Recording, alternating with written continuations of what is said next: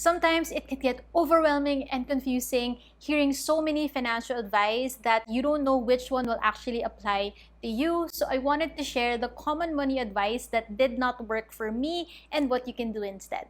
What's up guys? It's Nick. As you know, I'm a recovered shopaholic, now a money mindset coach, empowering working professionals to fund their dreams into reality. So here's what I realized through the ups and downs of my personal financial journey, that no amount of content you consume online and books you read will help you stick to a sustainable money habit. Because it's never about the piles of information that you try to cram in your head. It's about the right application of the financial tips that will actually be in line with your personal goals and situation, which I super love coaching my clients on. I mean, I've been guilty before, like watching and reading all the financial tips and wanting to apply everything all at once, and basically naging chapsuy lang siya at walang nangyari sa akin. So and that's what got me inspired to make this video. So if you're all about that, then make sure you like this video and subscribe to the channel because I don't miss out on a new video every single week. Now let's get into the 3 common money advice that I do not listen to and what you can do instead.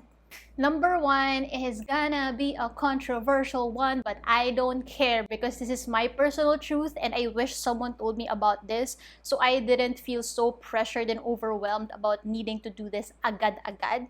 And so the common money advice, number 1 that I don't listen to, is having one source of income is never enough. I was inspired to create a longer video about this when I posted it on TikTok because so many comments and so many people really said like, I super agree to this. I wish I heard this. It really, removed the pressure that I've been feeling, the sleepless nights I've been thinking about how else I'm gonna get income streams and all of that. Sometimes we're so focused on acquiring more and more income streams, more investments, more passive income that we actually forget what is this all for. Because the goal is not acquiring more. The goal is being so crystal clear on what you want and you see how achievable and how the path towards what you really want, that's what you map out. And that's what I did for myself. If we're focused on always more and more, we don't become appreciative or we don't get to maximize the current source of income that we already have. I mean, it's okay to have multiple income streams if, which is a big if,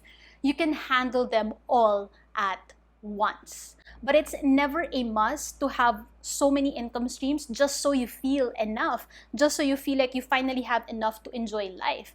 Based on this one source of income that I have, how can I maximize this? How can I be an expert at this level so that when I do add income streams, when I do add more investments, it's gonna be easier for me to handle. The common mistake that my clients come to me for is like, oh, I really thought that multiple income streams is the answer, so I got in this business and then I got into this investment which turned out to be a scam, and then I got into debt, or I thought that I needed to keep on increasing my income so that I finally have the validation that I'm successful. They tried all of that and in the end they still feel like they don't feel enough.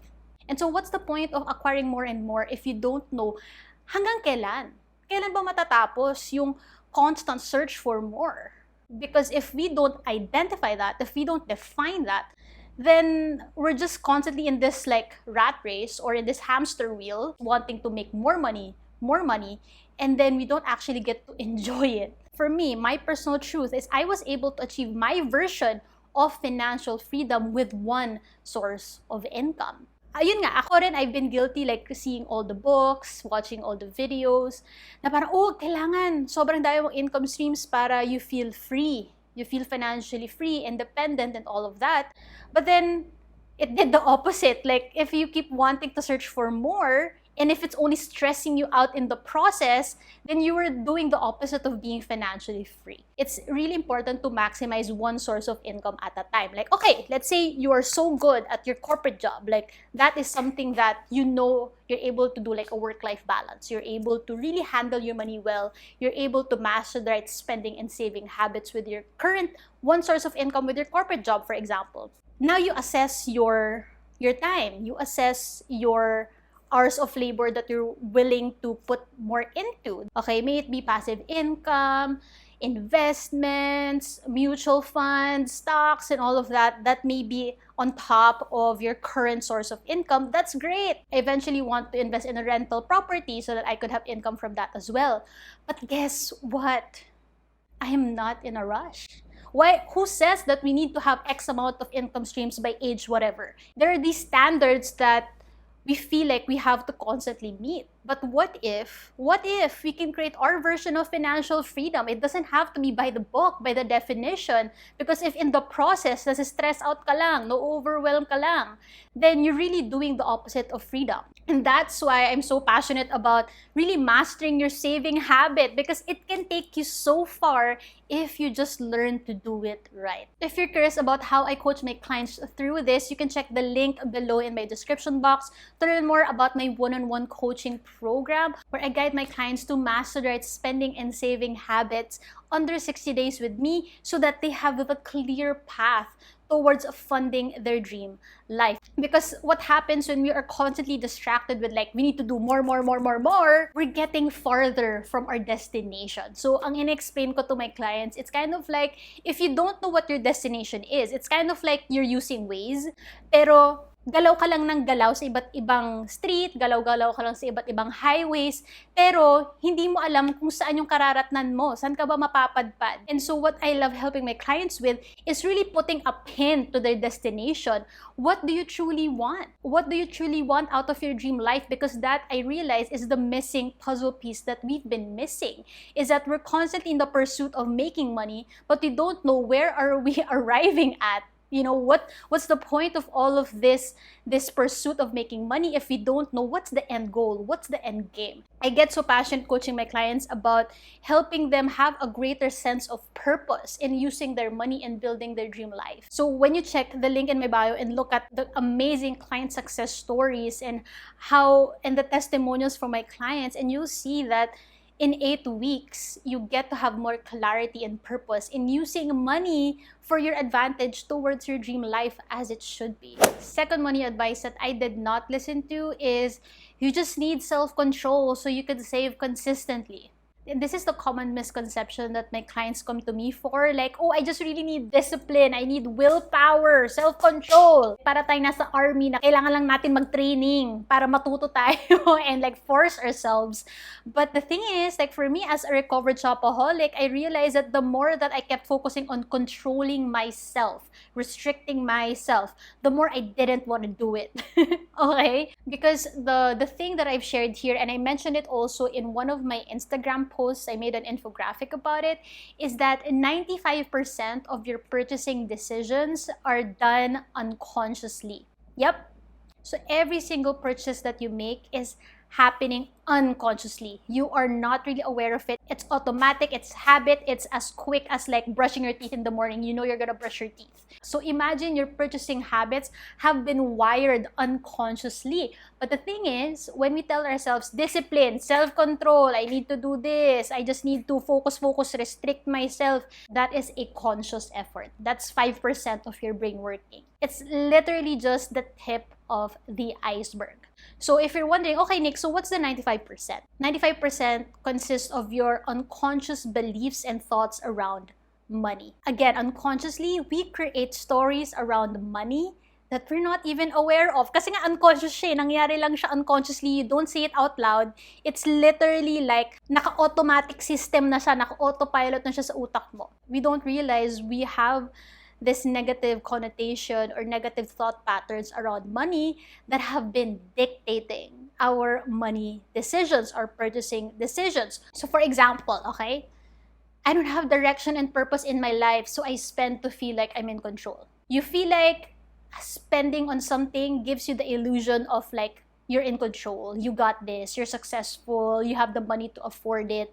But in reality, you are lost, you are stuck. You are having a crisis with your identity. And so one thing's for sure, if you do buy the thing, it's going to arrive in your door, and that will make you feel like you're in control. And when I say this was literally me in the peak of my shopaholic days when I was so lost. I didn't really have a greater sense of purpose in my life. That's what my clients realized, is that it's not about the lack of self-control. It's about the lack of purpose. We've forgotten what the hell is our purpose with just constantly making money and working hard. What is it all for? And another thing is like, I never felt validated or appreciated by my family, so I keep overgiving to validate my success. And this is really one of the biggest ones that my clients go through, that they come to me for, that they realize is that they've been telling that to themselves unconsciously. And so they check like, how come ang bilis maubos ng pera ko even though nag-increase na yung income ko, nag-increase na income streams ko, diba? How come I feel like there's never enough to enjoy for myself? For some people, they feel guilty about prioritizing their dreams, themselves, their self-care, or they feel guilty that if hindi sila magbigay, then they're selfish. The money that they've been spending on immediately goes to everyone else but themselves. If you say yes to everyone, yes to this, yes to that, yes, bigay dito, bigay dyan, bigay dito, then you'll always say no to your dreams. What I'm so proud of my clients when they eventually overcome this limiting belief, this money story in their heads, you cannot pour from an empty cup. You cannot pour from an empty cup. How are you supposed to give more to others if you yourself, you're empty?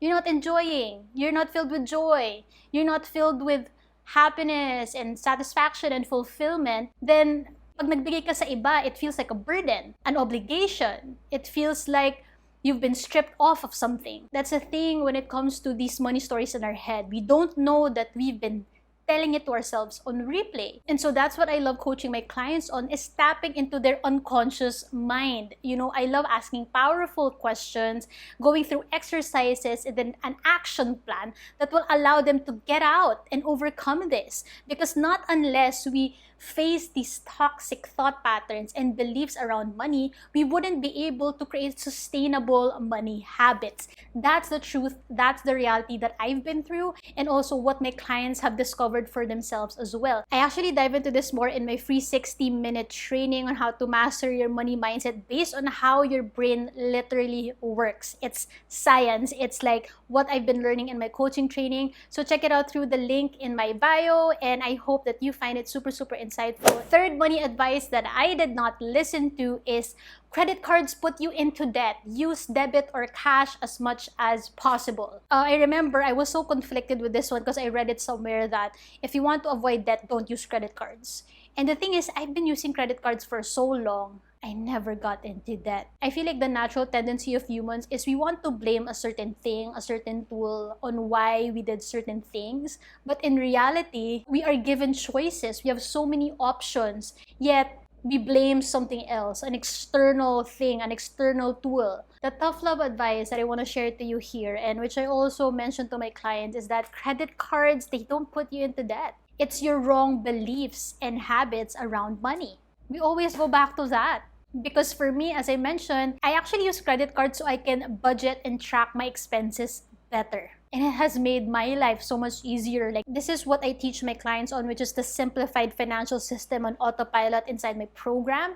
And I swear they're like, oh my gosh, this makes so much sense. Like, we don't need to do daily expense tracking and all the budgeting apps, because who's got time for that? Especially if you are a working professional, you're probably juggling so many things and all of that. So at the end of the day, it goes back to what are the beliefs that you have around money that's literally dictating your purchasing decisions?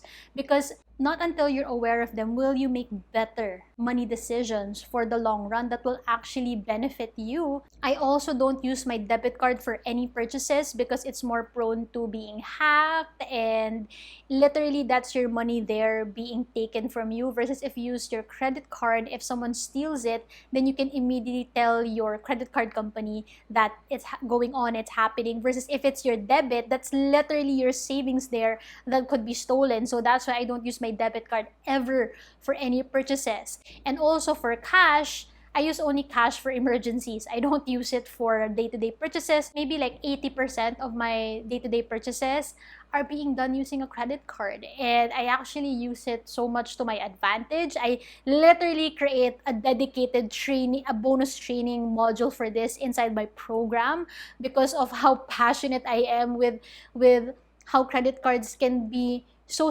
efficient if we use it as a tool in the right way. And if you want to learn like my personal financial advice to myself that I wish I heard earlier that I applied in my life today, then you can check out this video, which honestly it got me emotional thinking back in my journey. And I really hope that that also gives you the inspiration that you need, the motivation that you need to know that you decide to feel enough. You decide to take more charge of your money towards the life that you want. So I will see you there.